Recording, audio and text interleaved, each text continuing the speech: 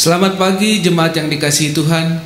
Saat ini kita kembali beribadah dan bersekutu walau secara virtual.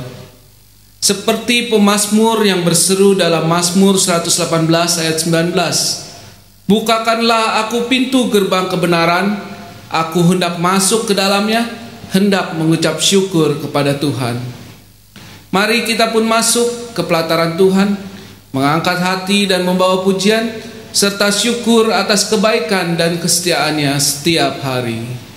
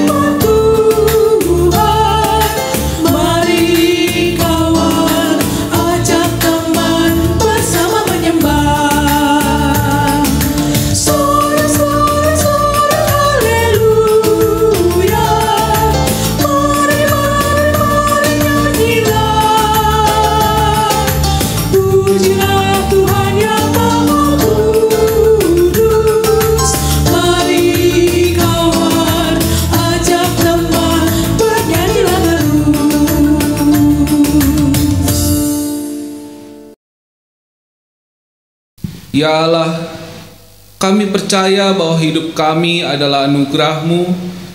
Begitu pula ibadah yang kami lakukan saat ini hanya dapat kami lakukan dalam pertolongan-Mu. Tolonglah kami sehingga hati kami terarah kepadamu, sehingga pujian yang kami naikkan berkenan bagi-Mu dan firman-Mu, menyapa serta mengubah hidup kami. Dalam Kristus kami berdoa. Amin. Hati yang terarah pada Tuhan, inilah yang Tuhan inginkan dari kita. Lihat saja dalam bagian pengutusan di setiap ibadah minggu, selalu ada kalimat, arahkanlah hatimu pada Tuhan, yang kemudian direspon oleh umat dengan mengatakan, kami mengerahkan hati kami kepada Tuhan. Namun dalam kenyataan hidup terdapat banyak godaan yang ada di sekitar kita yang membuat kita kehilangan arah kepada Tuhan. Sebut saja kesombongan diri. Ya, kesombongan diri yang membuat kita mengecilkan kepercayaan pada Tuhan. Kita yakin pada kepandaian dan skill yang kita miliki dan lupa bahwa itu semua berasal dari Tuhan. Sehingga ketika kita berhasil, kita mengklaim semua terjadi karena kemampuan dan kerja keras kita. Atau tak jarang kita lebih mengarahkan hati pada apa yang hendak kita kejar dalam hidup, harta, kekuasaan, pertemanan, dan lain sebagainya. Kita fokus mengejarnya hingga akhirnya kita kehilangan pandang pada Tuhan dan gagal paham kehendak Tuhan. Kita terlihat sukses, tapi sebenarnya jatuh. Mari kita mengaku dan mohon pengasihan Tuhan. Ya Allah, kami mengaku bahwa kami sering gagal fokus kepadamu. Hati kami terus kami cemari dengan segala godaan yang menarik. Kami jauh darimu. Kami mengejar hal-hal dengan cara yang bertentangan dengan caramu. Tolonglah kami ya Allah, untuk selalu mengarahkan hati hanya padamu, sehingga hidup kami benar-benar memuliakan Engkau. Dalam Kristus kami mengaku dan memohon. Amin.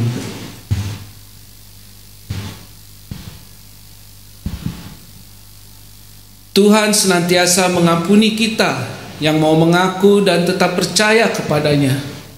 Mazmur 25 ayat 12 sampai 15 berkata, siapakah orang yang takut akan Tuhan? Kepadanya Tuhan menunjukkan jalan yang harus dipilihnya. Orang itu sendiri akan menetap dalam kebahagiaan dan anak cucunya akan mewarisi bumi. Tuhan bergaul karib dengan orang yang takut akan Dia, dan perjanjiannya diberitahukannya kepada mereka. Mataku tetap terarah kepada Tuhan, sebab Ia mengeluarkan kakiku dari jaring. Demikianlah berita anugerah dari Tuhan. Nyatakanlah damai itu kepada orang yang ada di sekitar kita. Salam damai.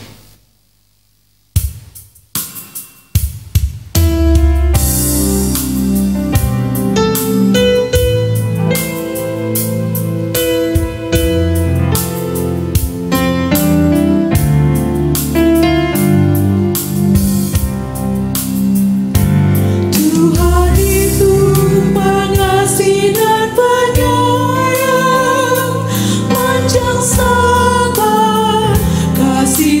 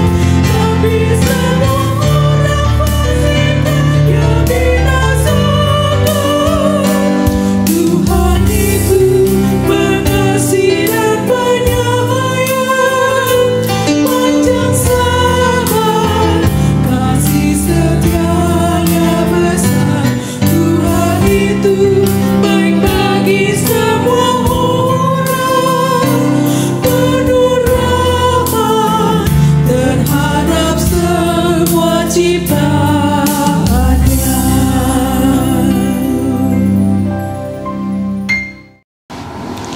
Bapak, Ibu, dan Saudara jemaat yang terkasih, kini tiba saatnya bagi kita untuk membaca dan merenungkan kesaksian firman Tuhan. Namun sebelumnya marilah kita siapkan hati, pikiran, dan juga diri kita. Mari kita berdoa. Kami sungguh mengucap syukur Tuhan untuk berkat-Mu yang luar biasa dalam kehidupan kami.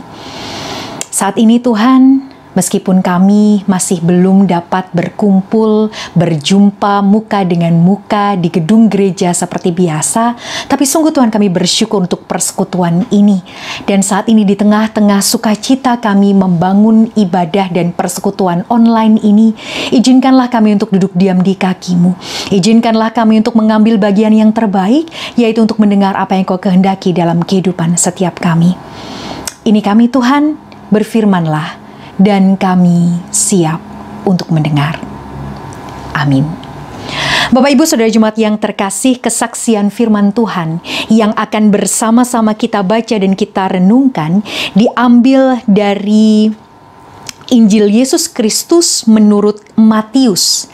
Matius pasalnya yang ke-14, ayatnya yang ke-13 sampai 21. Saya akan membacakan untuk kita semua. Setelah Yesus mendengar berita itu, menyingkirlah ia dari situ dan hendak mengasingkan diri dengan perahu ke tempat yang sunyi. Tetapi orang banyak mendengarnya dan mengikuti dia dengan mengambil jalan darat dari kota-kota mereka. Ketika Yesus mendarat, ia melihat orang banyak yang besar jumlahnya. Maka tergeraklah hatinya oleh belas kasihan kepada mereka, dan ia menyembuhkan mereka yang sakit. Menjelang malam, murid-muridnya datang kepadanya dan berkata, "Tempat ini sunyi, dan hari sudah mulai malam. Suruhlah orang banyak itu pergi, supaya mereka dapat membeli makanan di desa-desa." Tetapi Yesus berkata kepada mereka, "Tidak perlu mereka pergi.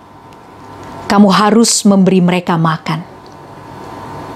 Jawab mereka, "Yang ada pada kami di sini hanya 5 roti dan 2 ikan." Yesus berkata, "Bawalah kemari kepadaku."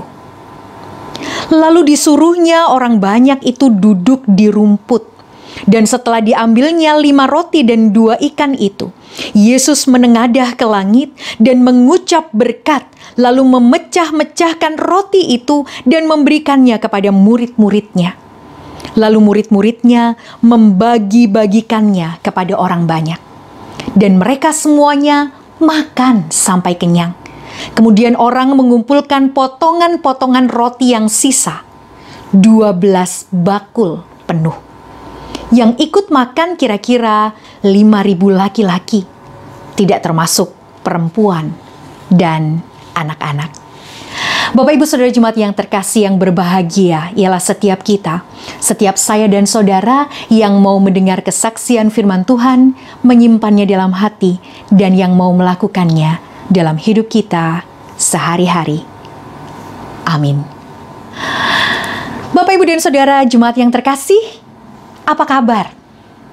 Meskipun saya tidak bisa mendengar jawaban Bapak, Ibu, Saudara atas pertanyaan saya tadi, saya hampir yakin bahwa jawaban Bapak, Ibu, Saudara adalah baik-baik saja. Ya, pertanyaan, "Halo, apa kabar?" Pasti, hampir pasti kita jawab dengan, "Oh, baik-baik saja." Nah, Bapak, Ibu, dan Saudara jemaat yang terkasih, pertanyaan dan jawaban ini adalah basa-basi standar yang hampir selalu kita katakan tanpa benar-benar kita pikirkan. Entah meskipun kita lagi sakit gigi, lagi pusing karena tidak bisa bayar cicilan, atau mungkin setelah berantem sama istri atau pacar. Tapi kalau ketemu dengan orang yang bertanya, "Hai, apa kabar?" Jawaban kita pastilah, "Oh, baik, baik-baik." Nah, Bapak, Ibu, dan Saudara yang terkasih, basa-basi macam ini menunjukkan bahwa sebenarnya baik adalah kondisi ideal yang menjadi idaman kita, yang menjadi dambaan kita. Tapi, apakah benar hidup kita selalu baik-baik saja? Tentulah tidak. Tentu tidak selalu baik-baik saja. Nah, kondisi yang sedang tidak baik inilah yang sedang digambarkan oleh narasi Matius yang tadi kita baca. Narasi ini bisa dikatakan adalah salah satu cerita yang paling terkenal dalam Injil-Injil kita. Kok kayaknya saya juga hampir yakin, Bapak Ibu Saudara, saat kita membaca narasi Matius 14 ayat 13 sampai 21 tadi, agak terngiang-ngiang gitu di telinga kita lagu sekolah minggu yang sangat terkenal itu. 5 roti dan 2 ikan, Tuhan Yesus yang memberkati. Dimakan 5.000 orang, sisa 12 bakul. Nah kan, ikut menyanyi kan? Nah itu dia Bapak Ibu dan Saudara yang terkasih. Sekali lagi narasi ini bisa dikatakan salah satu narasi yang paling terkenal dalam Injil-Injil Perjanjian Baru. Nah, bukan hanya terkenal sebenarnya, tapi sadarkah kita bahwa cerita tentang Yesus memberi makan ribuan orang ini adalah salah satu dari sedikit narasi atau cerita yang ditulis, yang dicatat oleh semua penginjil. Jadi, narasi tentang Yesus memberi makan 5.000 orang ini dicatat baik oleh Matius, Markus, Lukas, dan juga Yohanes. Nah, karena itu sampai sini kita bisa simpulkan Bapak Ibu Saudara yang terkasih bahwa narasi ini memiliki pesan teologis yang penting. Karena itulah keempat penginjil sama-sama setuju untuk menuliskan cerita ini dalam Injil mereka. Untuk mencatat, menceritakan peristiwa ini dalam Injil mereka. Nah, keterkenalan narasi ini bukan tanpa masalah. Karena saking terkenalnya, saking hafalnya kita akan jalan cerita narasi ini, seringkali kita jadi lupa setting atau konteks yang terpenting dari narasi ini. Bahwa sebenarnya Bapak Ibu Saudara, narasi ini berawal dari peristiwa yang juga penting, yaitu kematian Yohanes Pembaptis. Nah, jika kita melihat di keterangan di ayat 13, setelah Yesus mendengar berita itu, jadi sebenarnya ini adalah respon Yesus saat dia mendengar bahwa Yohanes Pembaptis dibunuh dengan cara yang sadis. Kematian Yohanes Pembaptis berarti Yesus sedang kehilangan seorang saudara. Kematian Yohanes Pembaptis berarti bahwa Yesus sedang kehilangan rekan sekerja. Yesus sedang berduka. Dan itu artinya Tuhan Yesus sedang tidak baik-baik saja. Menyadari bahwa dirinya tidak baik-baik saja.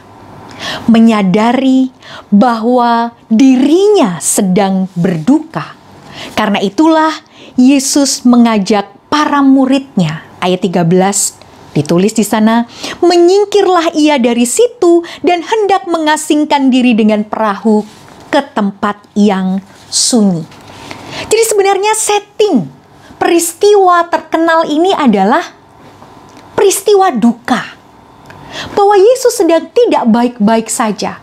Bahwa Yesus sedang ingin menyingkir, sedang ingin mengasingkan diri dalam kesunyian. Dan bagi Yesus, kesunyian dan keterasingan mungkin akan menolongnya. Tapi ternyata Bapak Ibu Saudara, Yesus terlalu terkenal untuk mengasingkan diri waktu itu. Karena itu, saat mendengar kabar bahwa Yesus menuju ke tempat sunyi itu, orang banyak berbondong-bondong mendahuluinya. Karena itu, Bapak Ibu Saudara, bisa kita bayangkan kondisinya. Tuhan Yesus sedang sumpek, bahasa Jawanya. Tuhan Yesus sedang tidak baik-baik saja. Tuhan Yesus sedang berduka. Lalu ia ingin sebentar saja di tempat yang sunyi. Tapi ternyata harapan tidak sesuai dengan kenyataan. Begitu dia turun dari perahu, apa yang dia lihat bukan tempat sunyi, bukan ketenangan, tapi begitu banyak orang yang sedang menunggunya. Ya, kenyataannya ternyata tidak sesuai dengan harapan Yesus. Tapi Yesus tidak marah. Yesus tidak kecewa. Justru penulis Injil Matius mencatat, maka tergeraklah hatinya oleh belas kasihan kepada mereka, dan ia menyembuhkan mereka yang sakit. Menarik cara Tuhan Yesus menghadapi kondisi yang tidak baik itu. Luar biasa caranya menghadapi kenyataan yang ternyata tidak sesuai dengan harapan. Yang dia lakukan bukan mengarahkan hati, pikiran, dan perhatiannya kepada luka dan dukanya. Tapi justru dia mengarahkan hatinya pada orang banyak yang saat itu sedang membutuhkan dia. Karena itu, tergeraklah hatinya. Nah, Bapak, Ibu, dan Saudara, digambarkan oleh penginjil Matius bahwa sepanjang hari Yesus kemudian mengajar dan menyembuhkan. Sekali lagi, dalam kondisi yang sedang tidak baik-baik saja. Nah, menjelang malam, para murid datang kepada Yesus dan memberikan usul di ayat 15. Di ayat 15, para murid berkata, "Tempat ini sunyi dan hari sudah mulai malam. Suruhlah orang banyak itu pergi supaya mereka dapat membeli makanan di desa-desa." Usulan para murid ini terdengar sangat penuh dengan perhatian dan masuk akal. Tapi sebenarnya Bapak Ibu Saudara, kalau kita melihat setting geografis dan sosial saat itu, sebenarnya usulan para murid ini hampir tidak masuk akal. Daerah itu adalah daerah yang sunyi. Jika Tuhan Yesus meminta orang banyak, orang ribuan, lebih dari 5.000 orang, menurut saya bisa 2 kali lipat sampai 3 kali lipatnya dari 5.000 orang itu, pergi untuk mencari makanan ke desa-desa, itu hampir tidak mungkin. Kenapa? Karena yang namanya desa, saat itu di Palestina, di abad pertama, biasanya penduduknya tidak lebih dari 3.000 orang. Dan jelas nggak ada warung, nggak ada restoran, apalagi angkringan di desa-desa itu. Jadi usul murid untuk meminta orang banyak itu mencari makan di desa-desa itu adalah usul yang mustahil. Orang banyak itu tidak mungkin bisa membeli atau menemukan makanan di desa-desa saat itu. Nah, sampai sini kita bisa lihat bahwa kondisinya tidak baik. Yesus sadar itu. Karenanya di ayat yang ke-16, Yesus menolak usulan para murid. Tidak perlu mereka pergi. Kamu harus memberi mereka makan. Itulah perintah Yesus. Lalu para murid menurutinya. Para murid membawa apa yang mereka punya.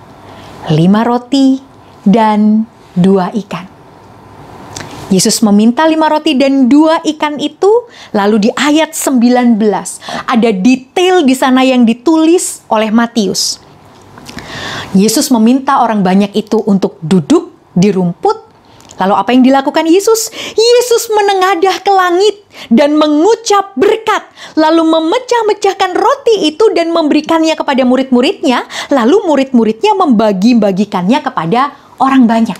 Bapak Ibu, sampai ke dalam ayat 18 tadi, saat Yesus meminta 5 roti dan 2 ikan itu, nampaknya sekali lagi kondisinya tidak berubah. Tetap saja tidak baik-baik saja.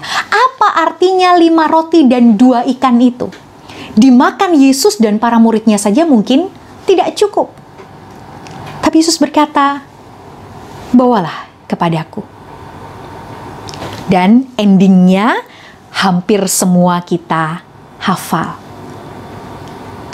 Bahwa setelah roti dan ikan itu dibagi-bagikan, semua orang makan sampai kenyang dan bahkan lebih 12 bakul.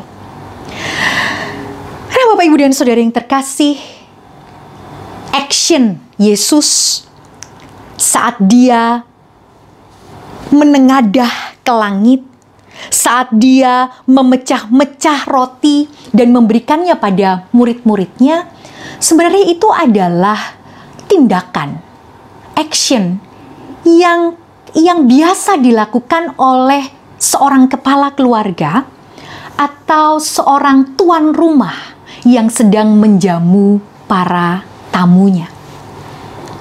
Jadi sebenarnya apa yang dilakukan Yesus ini sekali lagi menempatkan dirinya sebagai kepala keluarga atau tuan rumah yang punya hubungan dekat dengan orang-orang yang dilayaninya. Dan yang menarik adalah dalam doanya Yesus sama sekali tidak menyebut tentang pelipat gandaan. Yesus sama sekali tidak berdoa, "Ya Bapakku, tolong lipat gandakan roti dan ikan ini agar semua orang bisa makan." No, tidak. Yesus tidak melakukan itu. Kenapa? Karena Yesus tahu bahwa mengarahkan hati kepada Bapanya saja sudah cukup. Karena Bapanya lah yang tahu apa yang terbaik bagi dirinya dan juga orang banyak waktu itu. Nah, Bapak, Ibu, dan Saudara yang terkasih, dari narasi ini, menurut saya, kita bisa melihat kesaksian tentang Providentia Dei, di mana Allah menjadi pemelihara, menjadi pelindung, menjadi penyerta, dan juga di mana Allah turut campur, turut intervensi dalam kehidupan kita. Dan penyertaan Allah ini ternyata tidak hanya terjadi, tidak hanya dirasakan dalam kondisi baik-baik saja. Tapi Providentia Dei, penyertaan dan pemeliharaan Allah ini juga terjadi bahkan saat kondisi yang tidak baik-baik saja. Nah, saudara jemaat yang terkasih, kita, saya, saudara, di masa-masa pandemi atau bisa dikatakan new normal atau kebiasaan baru ini, harus mengakui bahwa kita sedang tidak baik-baik saja. Ada banyak harapan yang tidak sesuai dengan kenyataan. Ada banyak rencana yang tidak sesuai dengan realita. Mungkin banyak di antara kita yang harus menunda berbagai peristiwa penting dalam hidup kita, atau bahkan peristiwa-peristiwa penting itu terpaksa tidak jadi dilakukan. Ada yang tidak jadi wisuda, harus wisuda online saja di rumah. Ada yang tidak jadi melangsungkan resepsi pernikahan, atau peristiwa-peristiwa penting. Ya, kita semua sekarang sedang tidak baik-baik saja. Saya juga, Bapak Ibu Saudara. Ada banyak rencana, yang ternyata tidak sesuai dengan realita. Tidak baik-baik saja. Saudara-saudara yang terkasih, dari Matius, menurut saya kita bisa belajar bahwa tidak apa-apa jika kita tidak baik-baik saja. kondisi baik bukanlah bukti bahwa kita sedang disertai oleh Tuhan. Saya ulangi sekali lagi. Kondisi baik tidaklah berarti bahwa kita sedang disertai Tuhan. Karena itu sebaliknya, kondisi yang tidak sedang baik-baik saja berarti juga bukan berarti bahwa Tuhan tidak sedang menyertai kita. Percayalah, Tuhan menyertai kita. Tuhan memelihara kita saat baik dan bahkan juga saat yang menurut kita tidak baik. Karena itu, apapun kondisi saya dan saudara saat ini, mari kita akui, mari kita lalui, mari kita alami, dan bahkan mari kita rayakan dalam kerangka iman kita bahwa ada Providensia Dei, bahwa ada pemeliharaan, ada penyertaan Allah. Karena itu, Bapak Ibu Saudara, mari kita meneladan Tuhan Yesus. Mari kita menengadahkan kepala kita ke langit. Mari kita mengarahkan hati kita hanya kepada Tuhan. Dan percayalah, Dia tahu apa yang terbaik. Dia tahu cara memelihara. Dia tahu cara menyertai kita. Amin. Saat teduh bagi kita sekalian. Mari kita mengikrarkan kembali iman percaya kita seturut pengakuan iman rasuli. Aku percaya kepada Allah, Bapa yang Maha Kuasa, Khalik langit dan bumi, dan kepada Yesus Kristus, Anak yang tunggal Tuhan kita, yang dikandung dari Roh Kudus, lahir dari anak darah Maria, yang menderita sengsara di bawah pemerintahan Pontius Pilatus, disalibkan, mati dan dikuburkan, turun ke dalam kerajaan maut, pada hari yang ketiga bangkit pula dari antara orang mati, naik ke surga, duduk di sebelah kanan Allah, Bapa yang Maha Kuasa, dan dari sana Ia akan datang untuk menghakimi orang hidup dan yang mati. Aku percaya pada Roh Kudus, gereja yang kudus dan am, persekutuan orang kudus, pengampunan dosa, kebangkitan orang mati, dan hidup yang kekal.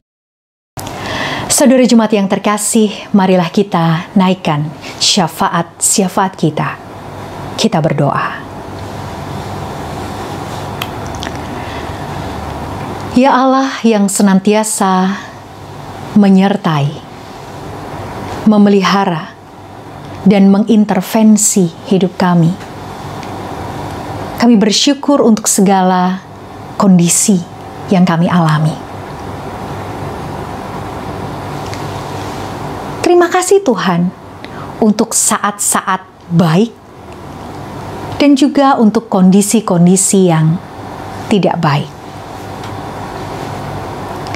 Kami bersyukur untuk setiap kenyataan yang tidak sesuai dengan rencana.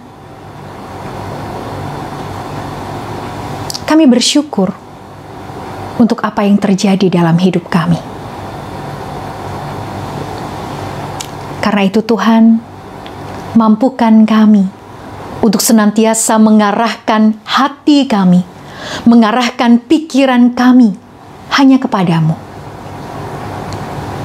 Karena Engkau Allah yang tahu, Allah yang mengerti dan memahami, bahkan saat kami sedang tidak baik-baik saja. Saat ini Tuhan, kami bersyafaat untuk bangsa dan negara kami, Indonesia. Kami juga berdoa untuk negara-negara lain di dunia yang saat ini sedang bersama-sama berjuang di masa-masa pandemi ini. Kami berdoa untuk para pemimpin di negeri ini. Terkhusus, kami juga berdoa untuk setiap tenaga medis dan paramedis yang sudah berbulan-bulan berjibaku di rumah sakit untuk merawat dan mengobati para pasien. Kami berdoa untuk setiap orang yang sakit, yang terinfeksi COVID-19. Kami juga berdoa untuk setiap orang yang harus dikarantina atau diisolasi. Kami berdoa untuk setiap orang yang sedang menanti hasil tes swab mereka. Tuhan, kami sadar sekali lagi bahwa kami tidak sedang baik-baik saja. Kami juga berdoa Tuhan untuk setiap kami atau saudara-saudari kami lain yang juga terdampak dengan sangat keras berkaitan dengan pandemi ini. Dan jika saat ini negara Indonesia sudah memastikan dirinya untuk masuk ke era baru, ke era kenormalan baru, Tuhan mampukan kami juga untuk tetap melaksanakan protokol kesehatan dengan sebaik mungkin, menjaga diri kami, menjaga keluarga kami, dan juga menjaga sesama kami. Kami juga berdoa Tuhan untuk gereja tempat kami bersekutu. Kami bersyukur untuk GKI Kafling Polri. Meskipun kami tidak bisa lagi berjumpa satu dengan yang lain dengan leluasa seperti biasa, tapi kami juga bersyukur Tuhan untuk persekutuan online ini. Kami bersyukur terutama untuk para tim IT yang sudah berjerih lelah untuk memastikan bahwa kami bisa mengikuti ibadah online dengan baik dan lancar. Kami juga berdoa untuk para penatua jemaat yang juga harus melayani Engkau dan jemaat-Mu dalam segala keterbatasannya. Kiranya Kau berkati. Kami juga berdoa Tuhan untuk setiap keluarga kami masing-masing. Tuhan, jadikan kami suami yang lebih menghargai istri kami. Jadikan kami istri yang lebih mengasihi suami kami. Jadikan kami orang tua yang lebih bijak dalam mendidik anak-anak kami. Dan jadikan kami anak-anak yang membanggakan orang tua kami. Kami serahkan keluarga kami ke dalam tangan-Mu Tuhan. Kami juga menyerahkan setiap pergumulan dan kebutuhan kami ke dalam tangan-Mu. Karena sungguh Tuhan kami percaya bahwa saat kami mengarahkan hati kami kepadamu, Engkau adalah Allah yang tidak pernah terlambat untuk menjawab setiap pergumulan. Engkau juga Allah yang tidak pernah terlalu cepat untuk mencukupkan setiap kebutuhan. Sungguh Tuhan, kami percaya padamu. Kami mau mengalami, melalui, dan bahkan merayakan kondisi yang tidak baik ini dalam kerangka iman bahwa Engkau senantiasa menyertai kami, baik saat baik-baik saja, dan bahkan saat tidak baik-baik saja. Ini kami Tuhan, inilah syafaat kami.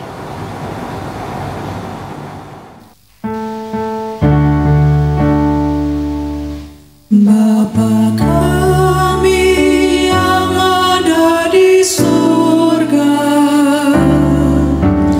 dikuduskanlah nama-Mu, datanglah kerajaan-Mu, jadilah kehendak-Mu di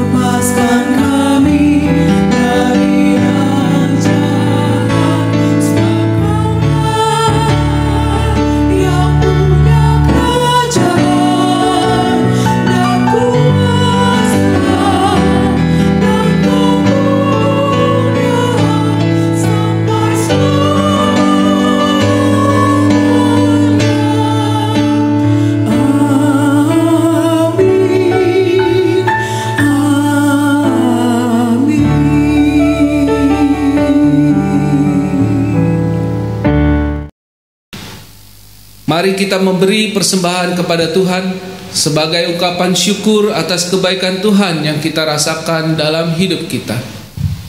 Firman Tuhan berkata dalam Mazmur 54 ayat 8-9b, dengan rela hati aku akan mempersembahkan korban kepadamu, bersyukur sebab namamu baik ya Tuhan, sebab ia melepaskan aku dari segala kesesakan.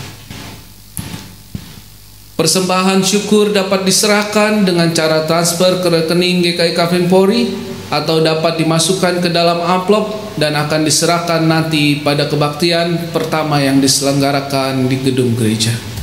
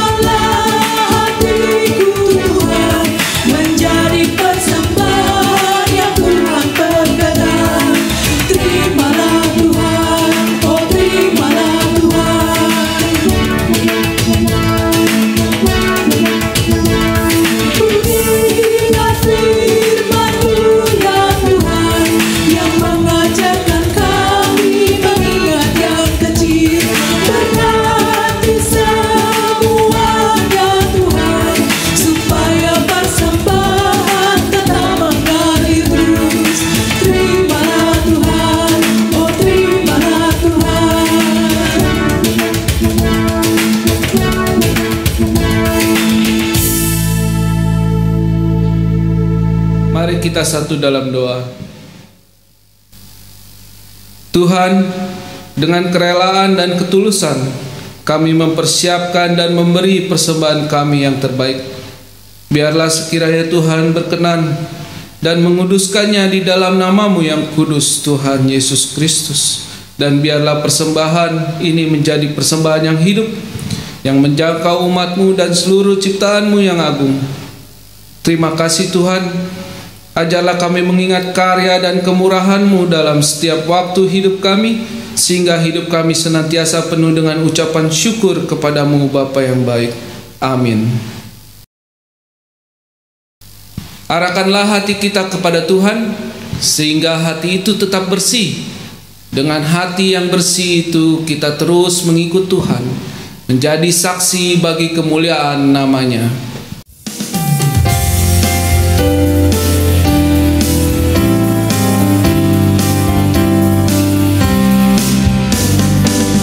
Ikuti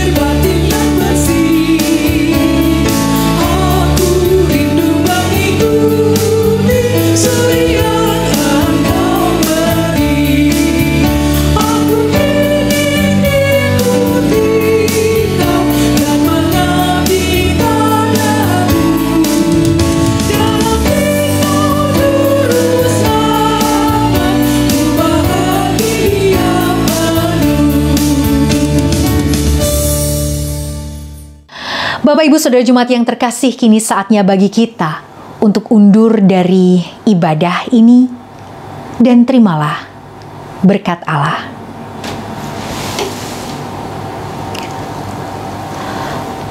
Tuhan memberkati engkau dan melindungi engkau. Tuhan menyinari engkau dengan wajah-Nya dan memberi engkau kasih karunia. Tuhan menghadapkan wajah-Nya kepadamu dan memberi engkau damai sejahtera. Amin.